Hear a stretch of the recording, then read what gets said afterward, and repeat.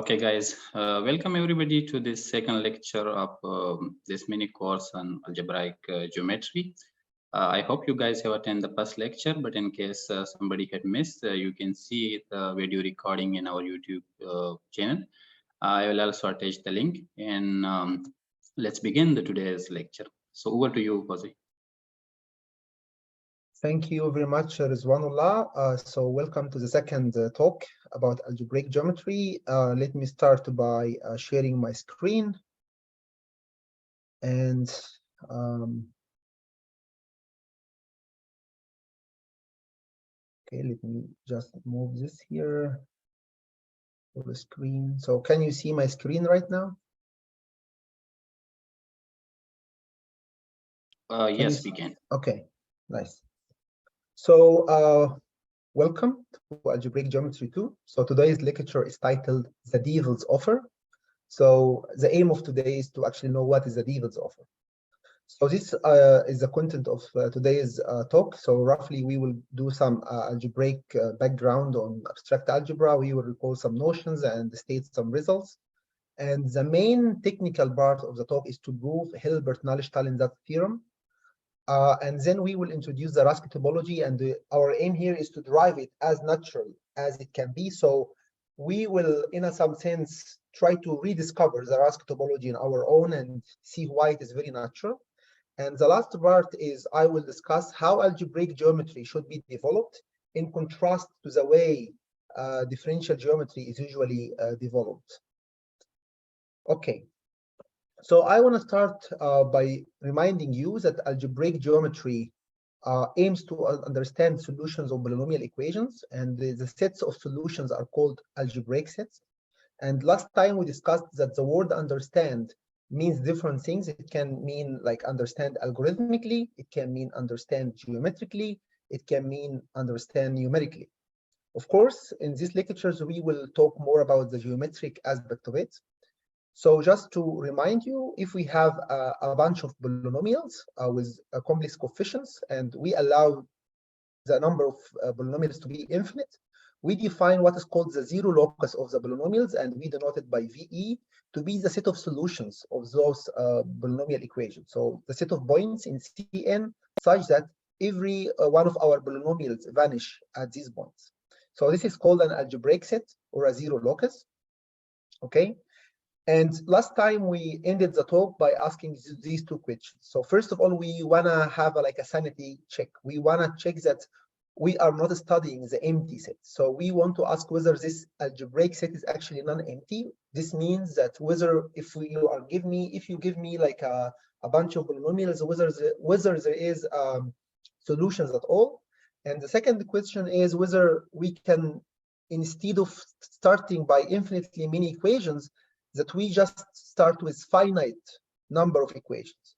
And that's important because at one hand, if you want to have any kind of computational tool, you can only deal with like finite number of equations. So this is very important from a computational point of view, but also it is important conceptually. So these are the two important questions that we want to answer to even like for algebraic geometry to be sensible, to make sense of algebraic geometry, you should know at least that you are not studying the empty set.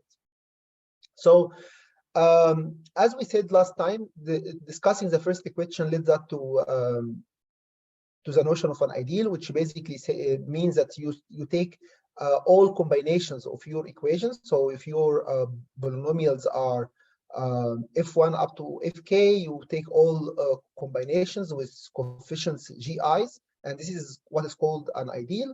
And we notice that if this ideal is containing the 1, which is a constant polynomial, then we know that there is no solutions. And we call this the trivial obstruction.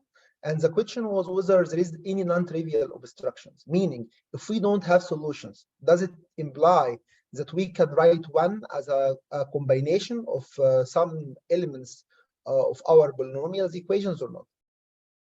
And to answer these questions, if you recall, we tried to develop some algebraic techniques, and that was we'll find ideal. And the main point of using ideals was that the solution doesn't change. So the solutions of your equations doesn't change if you add all those linear combinations. And we have also analyzed the case where we have only one variable. And we have seen that by the fundamental theorem of algebra, we always have solutions as long as your ideal is not the ring of polynomials itself. And we have also seen that you always can have finitely many equations. You can replace your starting equations by finitely many because this ring was a principal ideal domain, meaning that any ideal can be generated by one element. Okay, so this was the last time, and we ended by saying that well, it seems to answer these two questions. In general, we need a generalization of the fundamental theorem of algebra, and also a generalization of the result that polynomial ring is principal. So before we do this, we need to recall some notions from abstract algebra, and we start with rings. Yes. You are a bit fast for me. Oh, really? Yeah. Thank you. So this was just a reminder of what we did last time. So the aim is to discuss whether we have solutions and whether we can get rid of the infinity of equations and use only finitely many equations. These are the main two questions that we should answer before starting algebraic geometry. Okay, so I hope the questions are at least clear. And what I was going to say is that if we have only one variable, we have already solved this last time. And the key ingredients was the fundamental theorem of algebra, and also the result that the ring of polynomials in one variable is a principal ideal domain. And so to answer these questions in general, one needs a generalization of these two results. So we need a generalization of the fundamental theorem of algebra, and this will be what is called weak Nullstellensatz. And we also need a generalization of the principality of polynomial ring, and this will be called what is called Hilbert Basis theorem. So is it clear what we have did last time?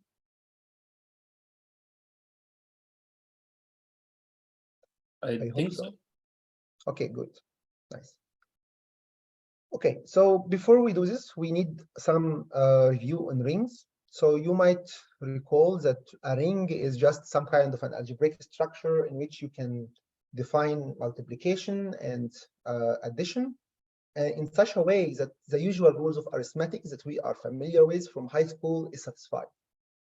So if we want to be more formal, we will say that a ring is a set which called R, for example, and we are given two particular elements, and we will denote them by 0 and 1. And we are also equipped or given two binary operations. One we will denote by plus, and the other we will denote it by cross or multiplication. And we want these two operations to satisfy all the nice rules that we want from high school algebra. So for example, you want addition to be associative, meaning that it doesn't matter where you put your brackets when you add more than two elements. And you want to have an additive unit or an additive identity. So you want 0 plus x equal x for every x. And you also want to have an additive inverse, meaning for every element x, you can find another element which sums it to 0. And you want also your operation to be abelian. So this means that the order of adding doesn't matter. So all of these axioms are about the first binary operation, which we call addition. And now we want also some axioms about the second binary operation. Again, we want some kind of associativity. So it doesn't matter where you put your brackets when you multiply. You have an identity or a unit. So one is, it doesn't matter when you like 1 multiplied by x is x. And you also want some kind of additivity. And you want, now you have two operations, multiplication, addition, and these axioms are only about multiplication. And we want to relate multiplication to addition. And this is given by this axiom. So we want multiplication to distribute over addition. So those like axioms are satisfied in many examples that we are familiar with. Basic examples are rational numbers, real numbers, integers, complex numbers. These are all rings with the ordinary operations that we are familiar with. A more sophisticated example is polynomial ring, which we are also familiar with. And in general, if we have a ring, we can also construct a new ring, a new polynomial ring with coefficients. So this is the ring of polynomials with coefficients coming from your R, from your starting ring. And for example, if you start with a polynomial ring over C, so this is Cx, and you talk and you call this your R, and you take polynomial ring over this ring, it is the polynomial ring in two variables. So this Cx, if it is R, it is here R. So in this example, so you just get a polynomial ring in two variables. So the idea is by iterating this operation several times, we get polynomial ring in several variables. Yes, Ali, you will get the lecture slides after the lecture, sure. Okay, so next we recall the notion of an ideal. So in an abstract realm, if we have a commutative ring A, and an ideal is just a subset which satisfies some axioms. So the first axiom is that the zero is in your ideal in this subset. If you have two elements in the ideal, their difference is also in the ideal. And if you have an element in the ideal and an element in the ring, their product is also in the ideal.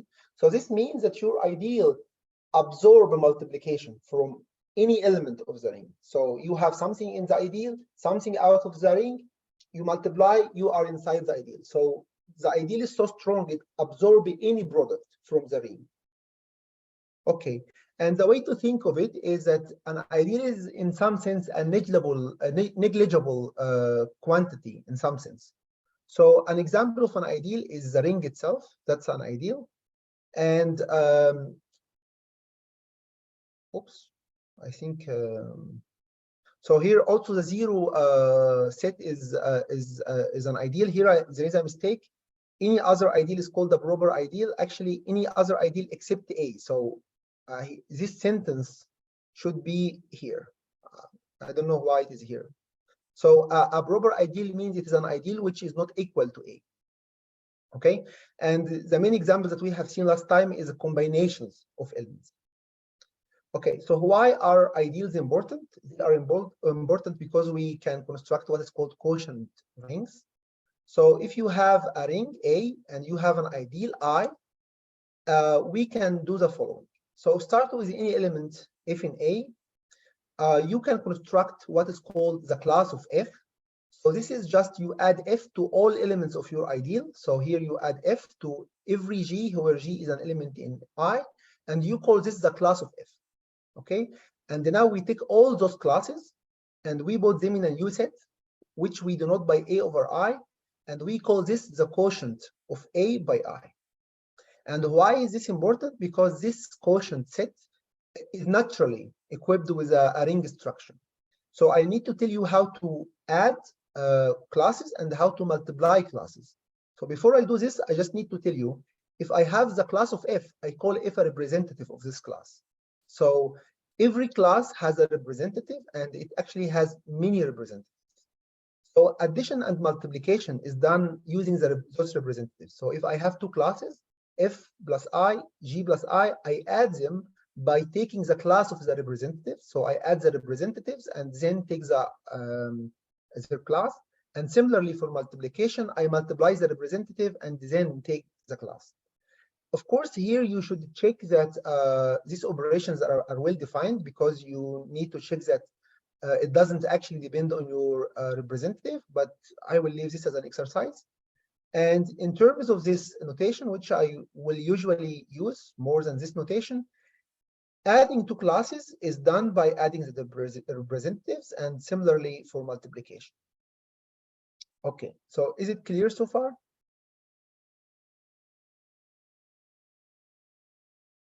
I hope so. I don't see anyone, so please, if someone can provide some feedback, it will be nice. Okay, nice. So let's go further. So now we want to do some remarks. So if we have two classes, they are equal if and only if the difference of any representatives is in the ideal.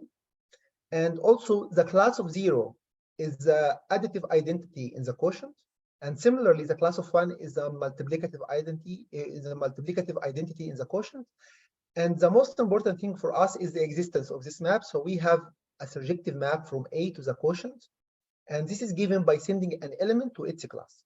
And this is surjective because, again, every class is by definition a class of some representative.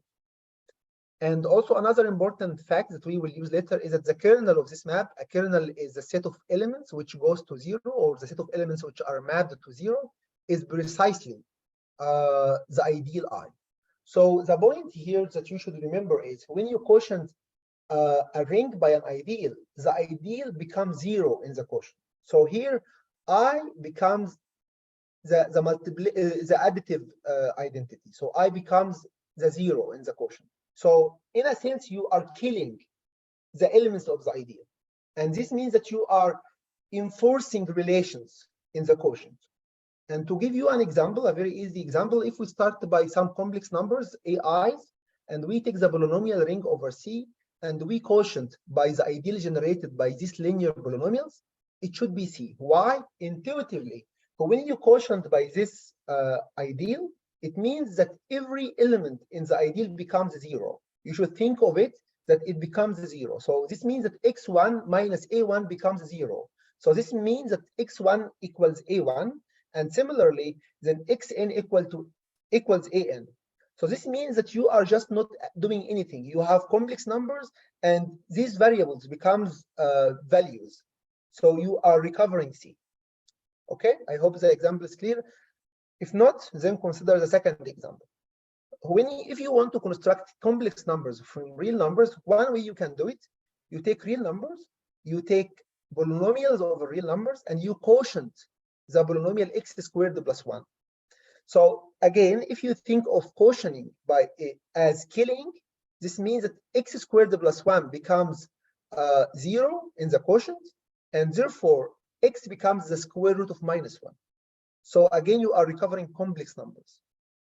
So I'm not sure if this is now clear or not, but you should think of quotient of a ring by an ideal as you are enforcing the elements of the ideal as relations in the quotients, or you are killing those elements. So are the examples clear?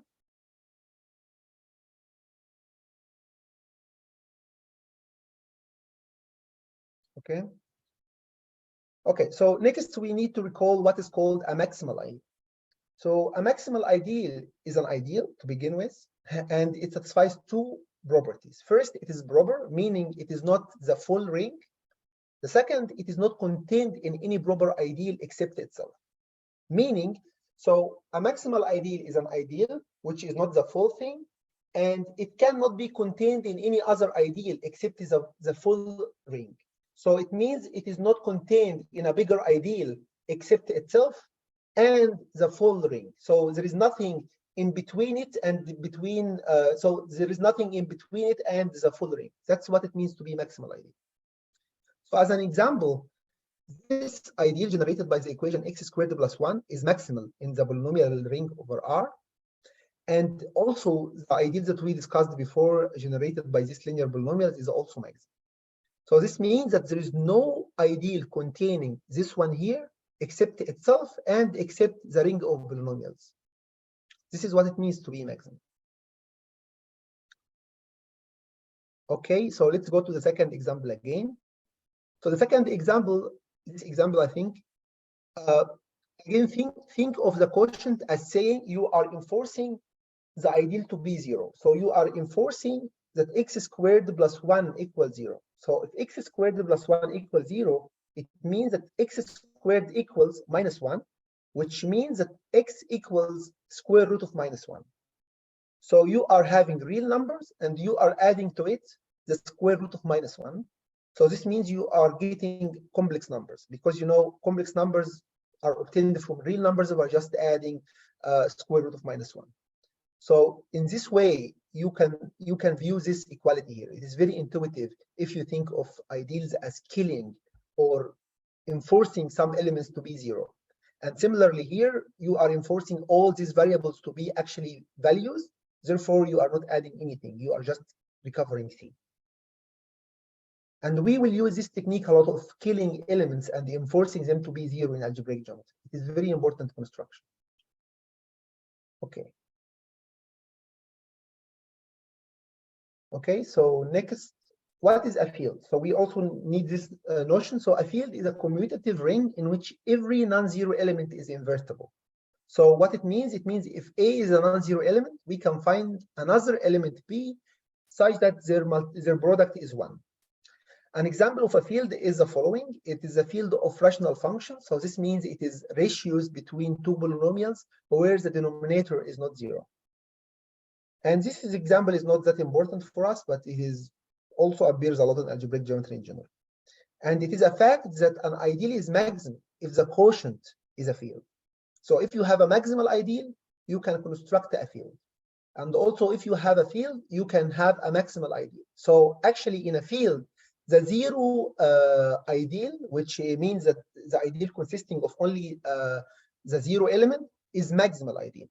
And you can characterize fields to be those rings which in which 0 is the maximal ideal. But we will not need this. What we will need is that an ideal is maximal if and only if the quotient by it is a field. This fact we will use in the proof of the Nullstellensatz. So you might wonder why I'm recalling all of those notions, facts. It is because I will use most of them, if not all of them, in the proof of Nullstellensatz. Okay, so next we need to recall the notion of an algebraic and transcendental element. So a standard fact of mathematics, which is not easy to prove, is that the number pi is not a root of any polynomial. You cannot express pi as a zero of some polynomial in one variable. And a trivial example is that square root of 2 is actually a root of some polynomial. And of course, here is the polynomial. This is what it means to be the square root of 2. So here we see that some numbers are square roots of polynomial, some aren't. And those which are square roots of polynomials, we call them algebraic numbers. And those which aren't, we call them transcendental. So if you want the formal definition, we do it as follows. We start by a field extension. And when I write L over K, L is a field, K is a field. It means that K is a subset of L, or K is a subfield of L. And if you want to have a concrete example in your mind, think of Q inside R, or think of real numbers inside complex numbers. Okay, so this will suffice for the purpose of this talk to think of those two examples. And we call an element alpha in L to be an algebraic over K. So here it is important to specify the bigger field and the small field. It depends on those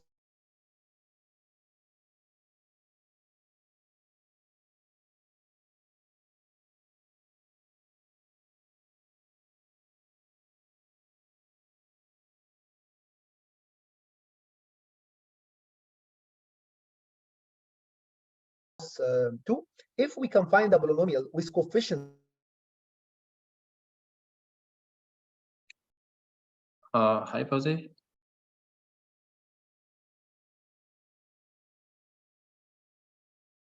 Is everybody having some trouble with the connection, or only the speaker have? I think Jose has some. He rejoined.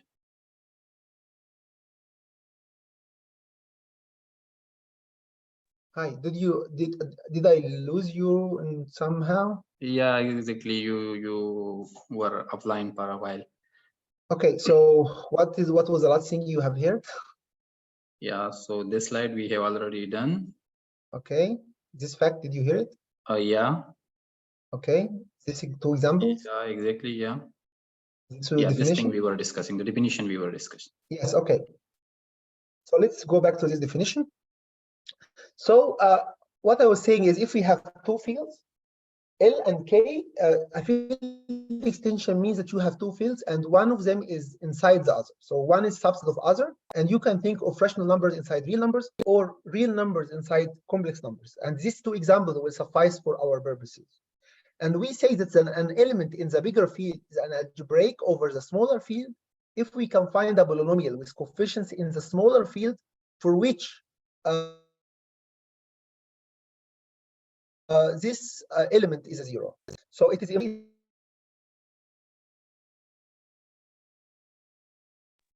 that the coefficients come I'm from the smaller sorry, field. Jose, Because but if we you are say having. I wanted the coefficients from L, you can take. Hello. Hi.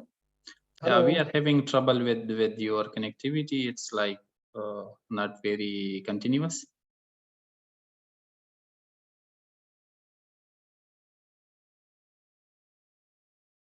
So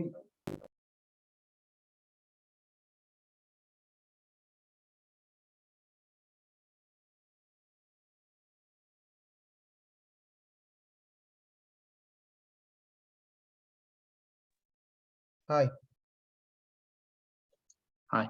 Yeah, now we can hear you. I hope these interruptions are not going to continue. Otherwise, I know it is annoying. Okay, let me go back and share the screen. Okay. So what I was going to say is the notion of a field extension. It means that we have two fields. One of them is inside the other. And we call an element an algebraic if it is a root of a polynomial with coefficients in the smaller field. So here it means square root of 2, for example, is an algebraic over rational numbers because it is a root of a polynomial and the coefficients of the polynomials are rational numbers.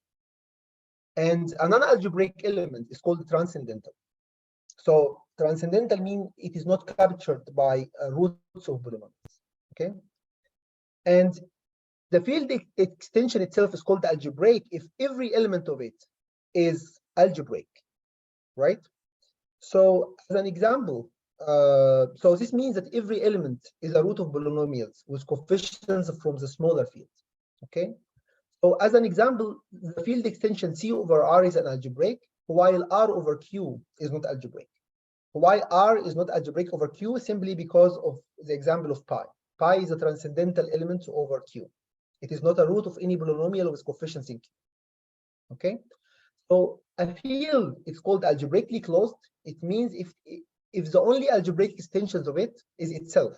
So a field is algebraically closed means if you have an extension of it, a strictly larger extension, it is not algebraic. So every extension, like a larger field extension, has a transcendental element. The most important examples for us are, which are not algebraically closed, are Q and R, and C is algebraically closed. Why C is algebraically closed? This is precisely the content of the fundamental theorem of algebra. The fundamental theorem of algebra tells you that if you have an equation with a polynomial equation with coefficients from complex numbers, then the roots must be complex numbers. So if you have any algebraic element over C, it is in C. So if you have a field which is strictly larger than C, it cannot be algebraic. There must exist at least one transcendental element. Okay, so is it clear so far? Yes, so I should have said that I am of course talking about non-zero polynomial. Yes, good remark. Yes, I should have said here that it is non-zero polynomial. Good catch. Okay. Next, we finally go back to our Hilbert theorem. So Hilbert Basis theorem basically tells us that if we have an ideal in the polynomial ring over C, it is finitely generated. What this means is that if you start with an ideal, you can find finitely many polynomials such that this ideal is the ideal generated by this finitely many polynomials. This is simply the content of the Hilbert Basis theorem.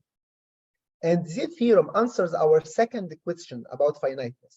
Because if we start by an infinite number of polynomial equations, and we take their vanishing locus, this is the same as the vanishing locus of the ideal generated by them.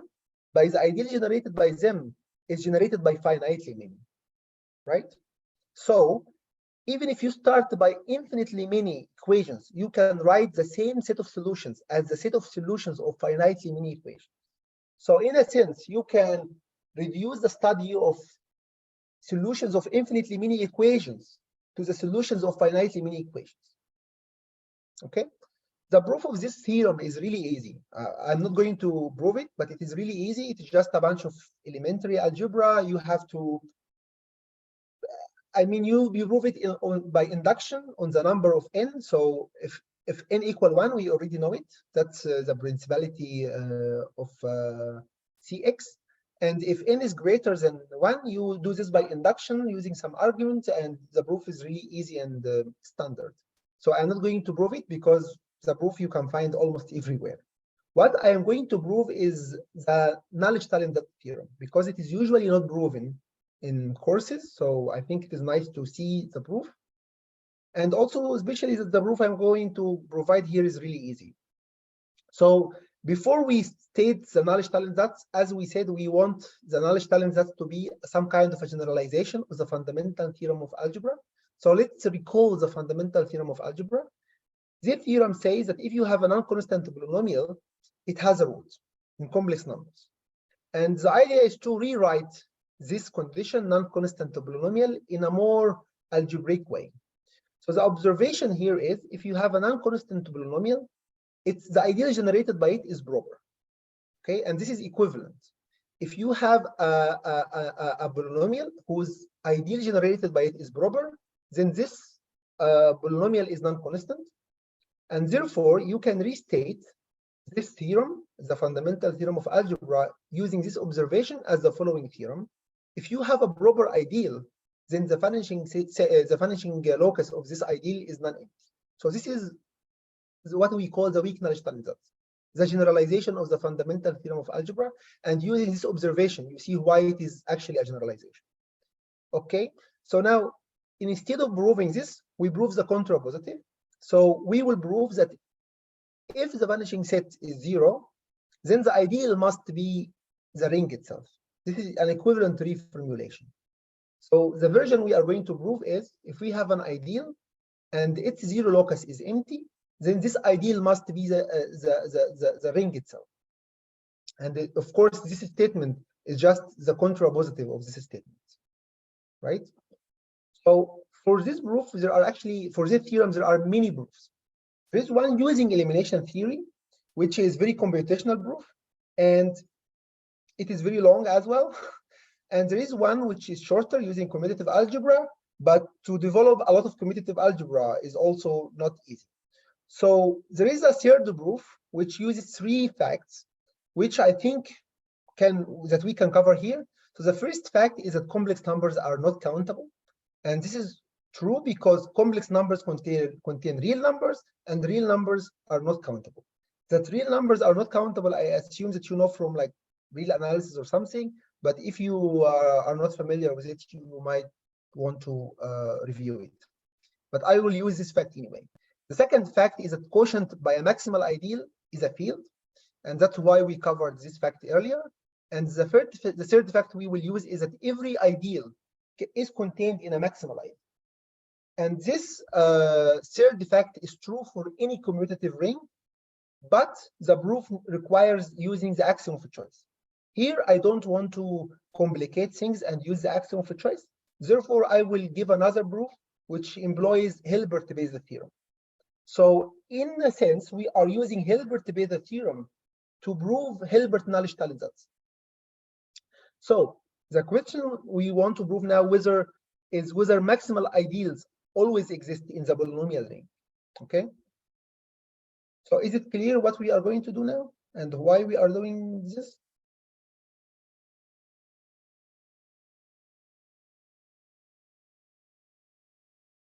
Hello.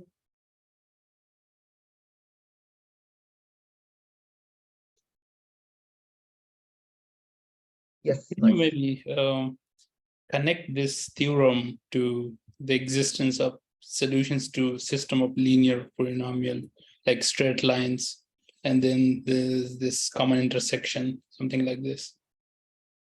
So at the moment, I'm not doing any geometry. I wanna somehow just do the algebraic proof, because the algebraic proof is no. I thought it might be helpful for your audience anyway.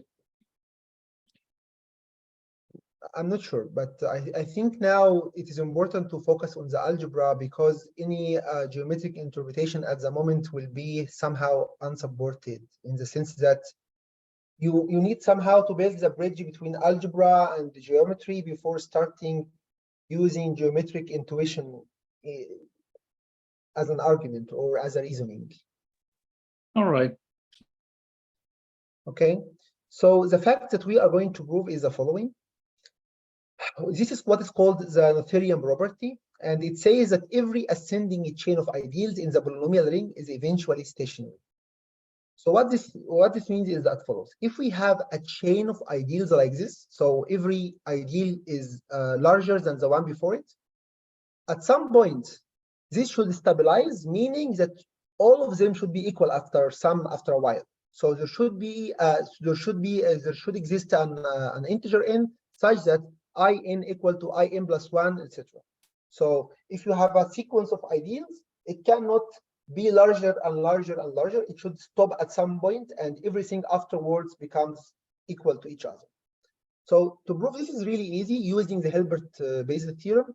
First, you take the union and you check that the union is an ideal. That's really easy because every one of those is an ideal. And using Hilbert Basis theorem, we know that this ideal is finitely generated. So let's say it is finitely generated by F1 up to Fm. And because these are finitely many polynomials, they should belong to some in, simply because let's say if I belongs to I5, if 1 belongs to I5, if 2 belongs to I10, and if m belongs to I1 million, then take n equal 1 million. And because this polynomials generate I, the union should be inside In, but In is inside also the union. Therefore, the union is identical to In. So this means that all ideals starting from In are equal to each other. Okay, so this proves this proposition. And using this proposition, we can immediately deduce that we have maximal ideals. So the proposition is if we start for any proper ideal, the word proper here is very important, we can find a maximal ideal which contains it. And how to prove it? Well, we do this by contradiction. So assume that we have a proper ideal and assume it is not contained in a maximal ideal, right? And we will try to derive a contradiction. How? The first thing to notice is that I itself cannot be maximal. Why? If it is maximal, then I is contained in a maximal ideal, namely itself. So I cannot be maximal. Therefore, it is contained in a proper ideal, I1, which is strictly larger than it. So we can find a larger ideal, I1, which contains I. This is because I is not maximal. So if it is not maximal, it means there is something larger than it containing it, right? So this larger thing we call I1. The question is I1 maximal or not?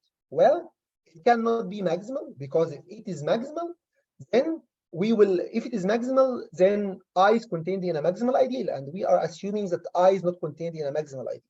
So I1 itself cannot be a maximal ideal, and therefore it is contained in a larger ideal. Let's call it I2. And we will repeat this process infinitely many times. So we will get a sequence. I is contained in an ideal I1, which is larger than I, and this I1 is contained in an ideal I2, which is larger than I1, etc. And we will have this infinite sequence of ideals, each of which is strictly larger than the one before it. And we know this is impossible by this result here. We have proven that this cannot happen. Therefore, we have a contradiction, and the contradictions come from the assumption that I is not contained in any maximal ideal.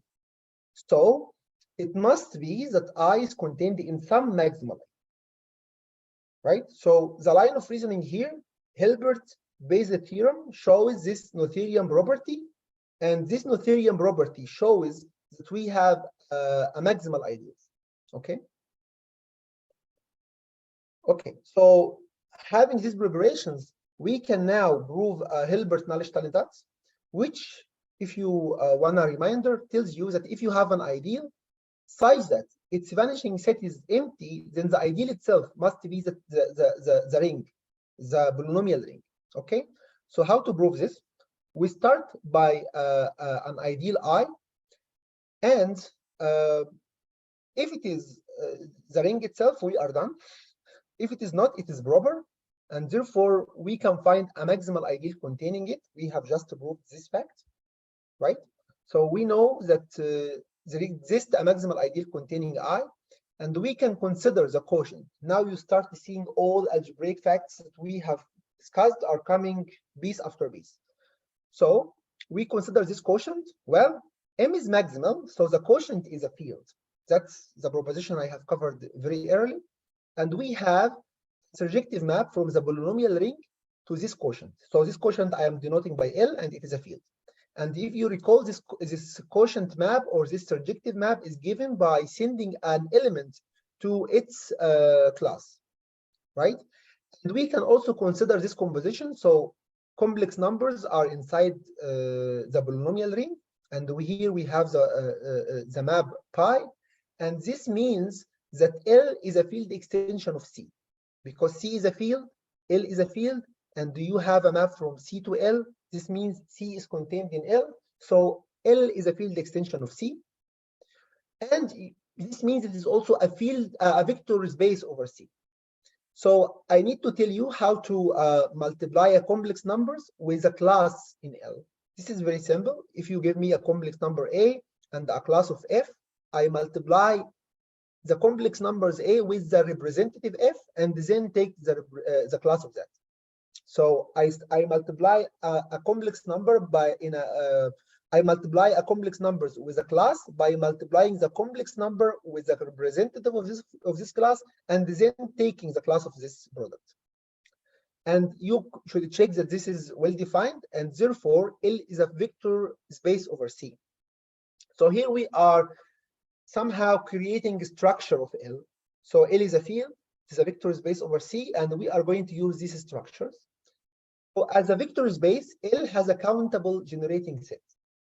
So which generating set? You can take the monomials, but so here you have this map. So every monomial in the polynomial ring has an image in L, and these are image of monomials of this form.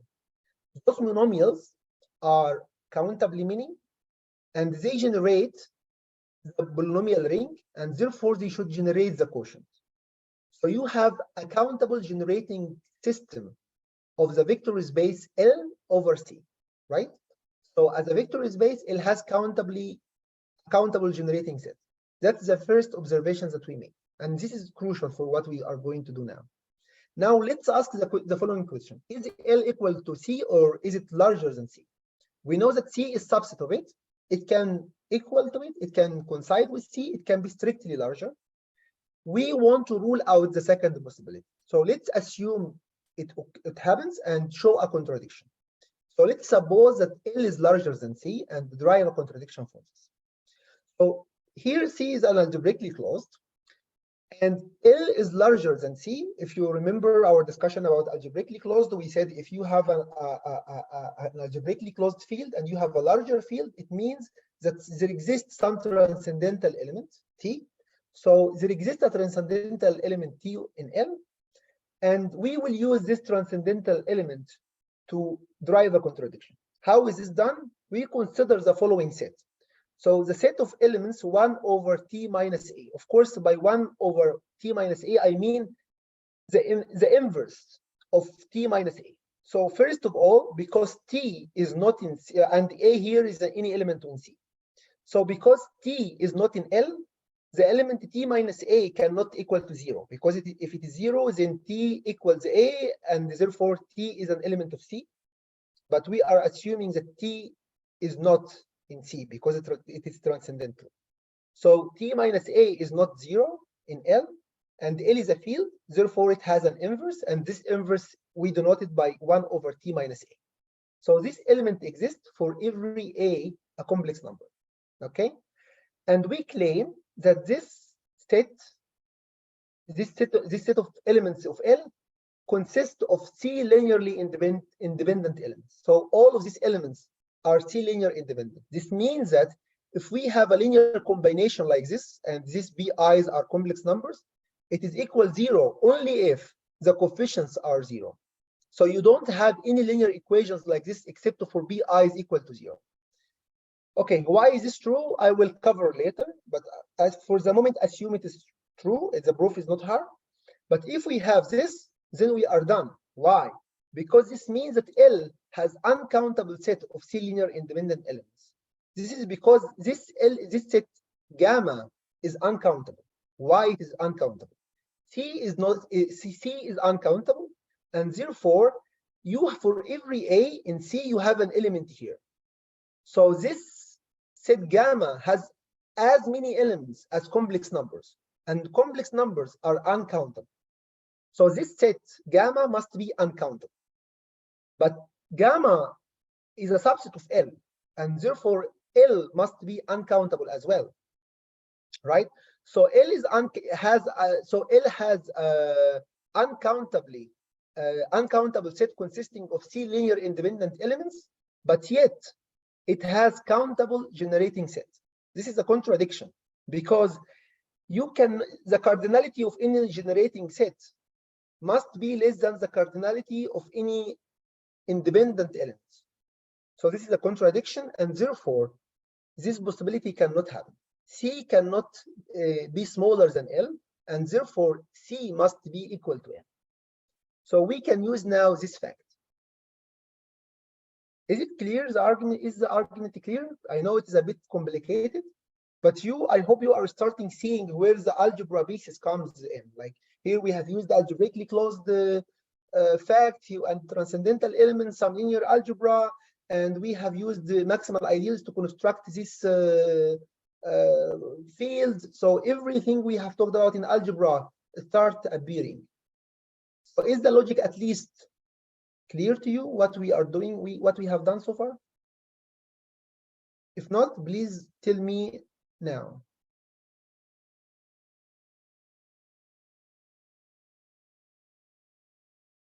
Okay, nice.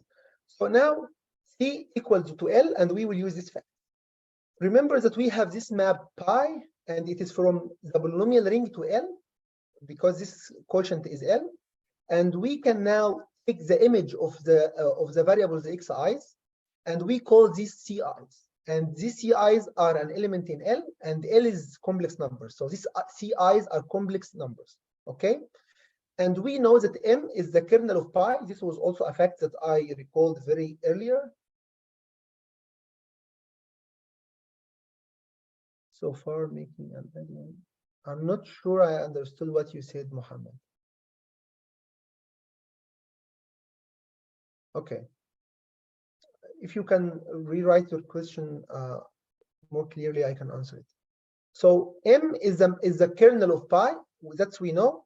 And we also know that this kernel contains this ideal here. So what this means is when you evaluate pi in any one of those polynomials, it should be 0. So let's check this.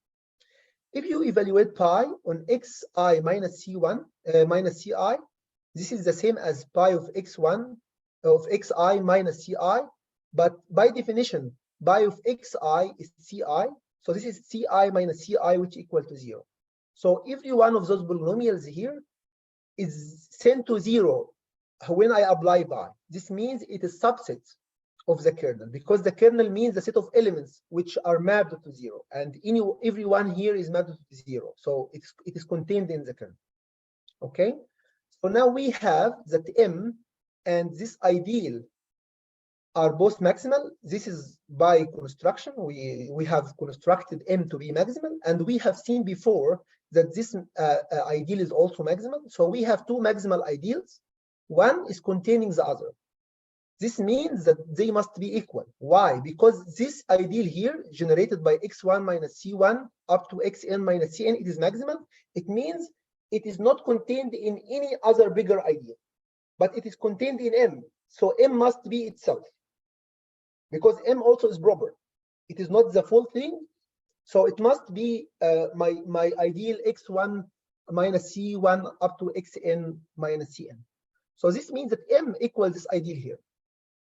Okay, so if this is the case, then we see that the points, remember that the ci's are complex numbers. we see that the point C1 up to Cn is actually in the vanishing set of M. M is an ideal, so it has a vanishing set, and this vanishing set is this point. Why? Because to be in the vanishing set, it means you are a root of every polynomial in M. A root of a polynomial of polynomials of M, it means it is a root of these polynomials here. But if x1 minus c1 equal to 0, this means the x1 equals c1 and etc. up to xn equals cn. So the vanishing set of this is precisely this point c1 up to cn. Okay, but we also know that the vanishing set of M is a subset of the vanishing set of I, because remember last time I have told you that if you have two ideals and you apply the vanishing set, it is inclusion reversing. So I is a subset of M. When you apply the vanishing set, then the vanishing set of M is a subset of the vanishing set of I, because vanishing set is inclusion reversing. So we have this here. So this means that the V of I actually contains a point. So it is not empty. So we have started with a proper ideal I, and using the existence of a maximal ideal containing it and some other algebra, we have constructed a point. Of course, I didn't construct it algorithmically because I have used some abstract reasoning, but at least we are guaranteed that such a point exists. Okay, nice. So this means that we have proven weak Nullstellensatz. So as a reminder, okay, so here I just prove this small observations that why these stuff are linearly independent over C. I will not explain it. It is really easy, and you can read it from the slides. But it is really easy. You just have such a relation. You clear all the denominators.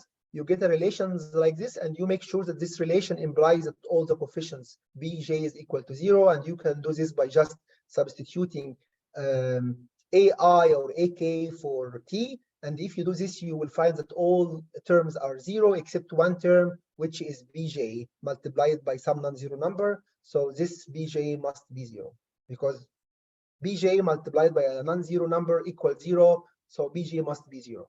So this is basically the argument. You can read it more slowly later. And this means that we have proven Hilbert weak Nullstellensatz, meaning that if we have a proper ideal, if we have an ideal, its vanishing set is empty if and only if the ideal is here. This should be the polynomial. Okay. So this finishes our discussion of the two main questions that we wanted to answer. So are there any questions so far? I know it was a bit of an algebra, but it was necessary in some sense.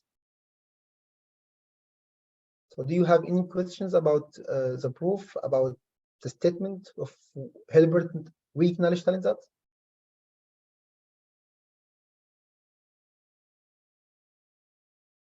Okay, so should I proceed further now? Yeah, I think so. Just a little reminder. So we are almost reached the time. So I hope we can finish in a couple of minutes, and then we maybe we will call the remaining slide in the next lecture. If you okay, so maybe I will just make a motivation for the next time. Yeah, this will be very helpful. Yes. So the motivation is we want to now study. One question. So this is weak Nullstellensatz. So what is the strong one? The strong will comes later. Okay. So the strong Nullstellensatz will actually come after the Raski topology. Okay, thanks. You're welcome. So we want to study algebraic geometry. In geometry, we want to study closeness and continuity because, you know, in a sense, geometry is the study of continuous objects, very naively. And what kind of mathematics enable us to study closeness and continuity? Well, it is topology. So in algebraic geometry, we want to have some kind of topology which is somehow derived or extracted from solutions of polynomials. Okay, so this is the aim because we want geometry, so we want topology, and we want topology coming from those solutions of polynomials. So topology can be introduced in several ways. One of them is using open sets, and one of them using closed sets. Later on, next time, I will tell you a quick reminder on what is a topology. I will record the definition, some examples. We will discuss why or how the Zariski topology actually arises. So now it is a lot of material to cover. It seems I actually planned a lot to be covered in 1 hour. So to just tell you some stuff, the idea very roughly is topology gives you a way to talk about continuous functions, and you should ask yourself which kind of functions you want to be continuous in algebraic geometry. Okay, so for sure we want polynomials to be continuous functions, because in algebraic geometry we study solutions or zeros of polynomials. So the idea of the Zariski topology, it is the smallest topology which makes polynomials continuous. That's the idea behind the Zariski topology. So in algebraic geometry, you want topology because it is topology. You want a topology because it is a geometry. So you should have a topology. You want a topology which comes from solutions of zeros, and therefore you want continuous maps to polynomials to be continuous, and therefore you get the Zariski topology. That's the basic idea. And also to make this precise, we need to say that actually we want this topology to be what is called a T1, which means that the topology can see the differences between points. You want your topology to distinguish different points. So once you make these two assumptions, that you want a topology which makes polynomials continuous in a minimal way, and also make this assumption about T1, which is very natural, you precisely get the Zariski topology. And you see that this topology is precisely the algebraic sets. So I like explaining this in detail now will take maybe half an hour or so, and we don't have this time. So next time we will talk about the Zariski topology, strong Nullstellensatz later on, and we will also discuss some examples of the Zariski topology in the affine line and in the affine plane, and then we will discuss what is an affine variety. And then we will discuss here, this is the Hilbert Nullstellensatz, the strong version. And after this, we will talk about what is an algebraic geometry actually is. So I hope you have liked this lecture. I hope it wasn't too technical. But good news is this is probably the hardest lecture in this series because it was very algebraic. And maybe I haven't mentioned in the beginning this quote. Let me go. Yes, this talk by Michael Atiyah. So Michael Atiyah has this quote which says, "Algebra is the offer made by the devil to the mathematician. The devil says, I will give you this powerful machine. It will answer any question you like. All you need to do is give me your soul. Give me geometry, and you will have this marvelous machine." The marvelous machine is, of course, algebra. That's why I called this talk the devil's offer. And the devil's offer is algebra, right? And I hope that during this talk, you have seen why algebra is powerful. These things about maximal ideals, rings, quotient rings, transcendental elements, even though they might seem abstract, but they provide you with the necessary tools to prove existence of solutions. Even though you cannot compute it, even though here, this proof, if you try to go through it, it will not give you explicitly what are the solutions, but it ensures you that a solution exists. That's why it is devil's advocate in some sense. It tells you that things exist, but good luck calculating them. As I said last time, there are computational algorithms to calculate solutions and to deal with things computationally, but I don't think we will have any time to cover them in any sense of the word. So, but they exist, and you can actually program and write computer programs which do this computationally. Okay, so Abdurrahman asked about the books. I actually prefer that the books to talk about the books at the last talk, because what I'm doing now is I'm like trying to storm my mind with which books are the best, and every day I am remembering one book that I read some time ago, and I think if I give you like final recommendations now, I will miss a lot of good books. So I want to make like a comprehensive list. And I think it is better to postpone this until the last talk.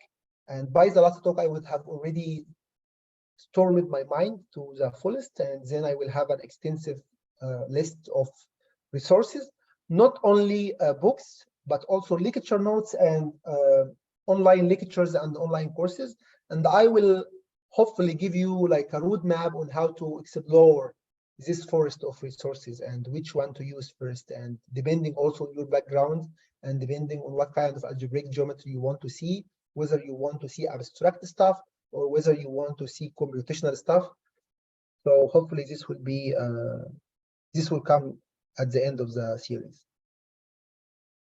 Yeah, so this question by AAA, how can those concepts extend or apply to quaternions or hypercomplex numbers?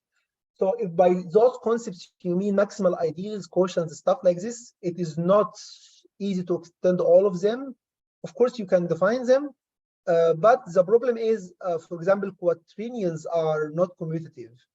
And a lot of nice things about those notions and the properties is the commutativity. So of course, I haven't proven everything here, but commutative rings are the nicest kind of rings. And once you go outside of commutative rings, you can lose a lot of stuff.